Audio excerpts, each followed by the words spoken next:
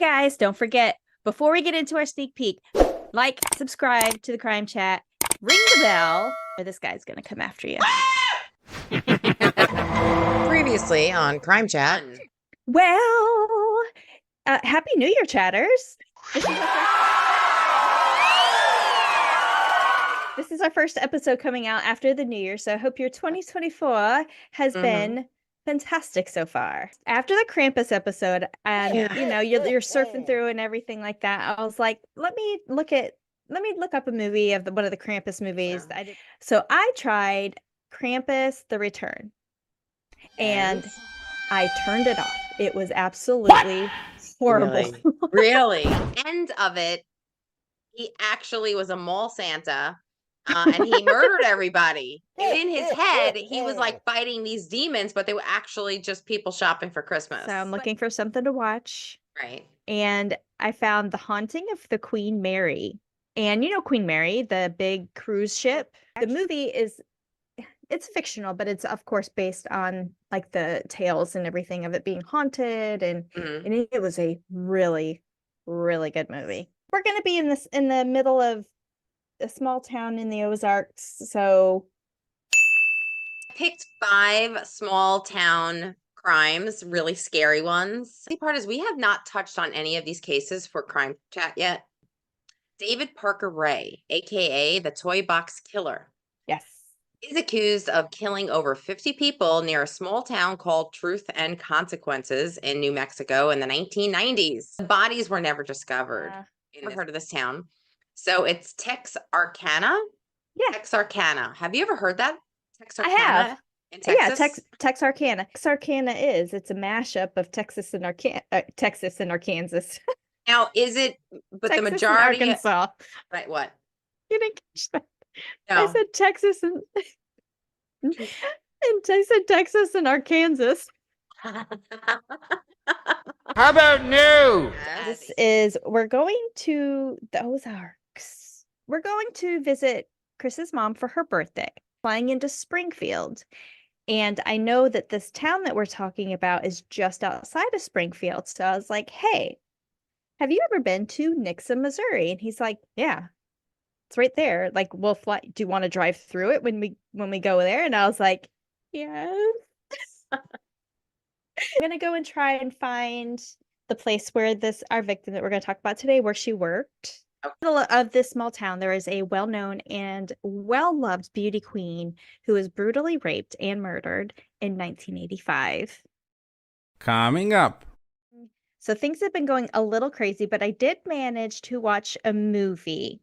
Now, this is going to be like a throwback to season 1, episode 21, Crash on the Andes. So go back and listen to episode 21 to find out all the deets on that. But wow. Good? Yes. Society of the Snow. I haven't done anything besides Christmas my house. So wait, so when your birthday rolls around, is she going to put pictures of you all over the Christmas tree? Well, it'll be me and her because we have the same birthday month. Oh, okay. Do an introduction on ransoms. Yes. Yeah. So I put a list together of 10 of the most notable kidnapping that had a ransom note with it. Okay, so today we're going to go over the story of Marion Parker. On December 15th, 1927, 12-year-old Marion Parker and her twin sister, Marjorie, headed to school at Mount Vernon Elementary School in Los Angeles. The girl's mom, Geraldine Parker, was a homemaker, and their father, Perry Parker, was a cashier at the First National Trust and Savings Bank, and he introduced himself as Mr. Cooper. He told Mary that he worked for or with Perry Parker at the bank, and that Perry Parker had been in a horrible car accident, and he was there to pick up his daughter. Miss Holt at this time was a little confused because she knew that you mean daughters, right? Yeah, you mean both of them? Parents, Marion wasn't at the bus today going home, and Mr. and Mrs. Parker were not alarmed at first because back then it was common for students to stay late to help teachers clean up. Do you remember those days? Yeah. I remember those days. Yeah.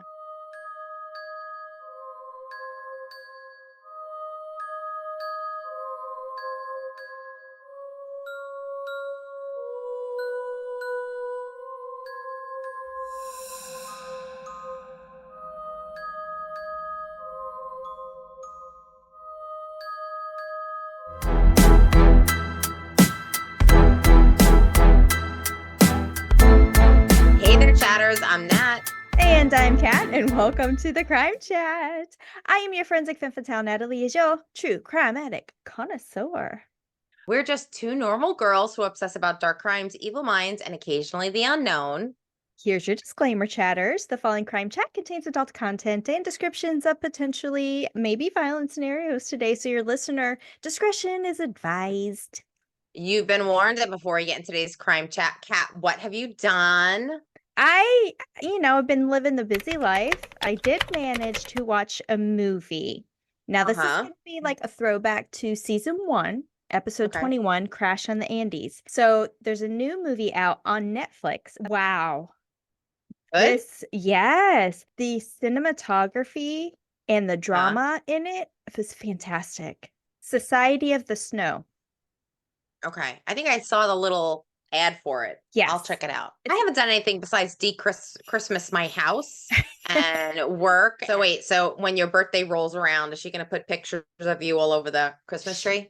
Well, it'll be me and her because we have the same birthday month. Oh, okay. Well, I'm not sure what your case is covering today. Of course, we don't spoil it for each other, but you did ask me to do an introduction on ransoms. Yes. Yeah. So I put a list together of 10 of the most notable kidnapping that had a ransom note with it. Oh, wait. Number 3 is what my story. Oh, shite. So number 3 is Marion Parker, but we're going to get into that. Okay. Yeah. Number 4, Charles Lindbergh Jr. Yes. March 1st, 1932 in New Jersey. The baby son of famed aviator Charles Lindbergh is kidnapped from a second-floor nursery at the family's farmhouse in New Jersey. For months, the Lindbergh make multiple attempts to meet ransom demands. Of course, we do know that the child did not make it. Yeah. And number 10, one of the most famous, JonBenet Ramsey. The case was widely televised, and suspicion fell on the parents, John and Patsy Ramsey, who denied having anything to do with JonBenet's death. JonBenet was only 6 years old when she was found dead in the basement of her parents' home the following day. Flashback, chatters, go back to season 1, episode 6. We did cover JonBenet Ramsey 25 years after her passing. The kidnapping and murder of Marion Parker. Mm-hmm. Have you heard of this? Only doing the research into the intro, which we said we were going to talk about. So on December 15th, 1927, 12-year-old Marion Parker and her twin sister, Marjorie, headed to school at Mount Vernon Elementary School in Los Angeles. Marjorie was the girly girl and Marion was the tomboy, but the pair was very, very close. The girl's mom, Geraldine Parker, was a homemaker, and their father, Perry Parker, was a cashier at the First National Trust and Savings Bank. I don't know why, but I love the name Perry. Me too. I think it's just like a very classic name. And the girls attended school like any other day. However, the school was short-staffed this day because the principal had been out that morning, and she named one of the front desk people. Her name was Mary Holt, who was normally in charge of attendance, but this time she kind of put her in charge of the whole front student service desk. Sure. Around noon, a neatly dressed man entered the school and approached Mary Holt at her desk, and he introduced himself as Mr. Cooper. He told Mary that he worked for or with Perry Parker at the bank, and that Perry Parker had been in a horrible car accident, and he was there to pick up his daughter. The Parkers decide to wait for the next letter and not to call police. A couple of hours later, a second telegram showed up. It stated, Marion secured. Use good judgment, ... Interference with my plans, ... Dangerous. And the letter was signed by a George Fox. Did you bring the money? The man asked. Perry responded, where is my daughter? Then Perry spotted something covered with a blanket in the passenger seat.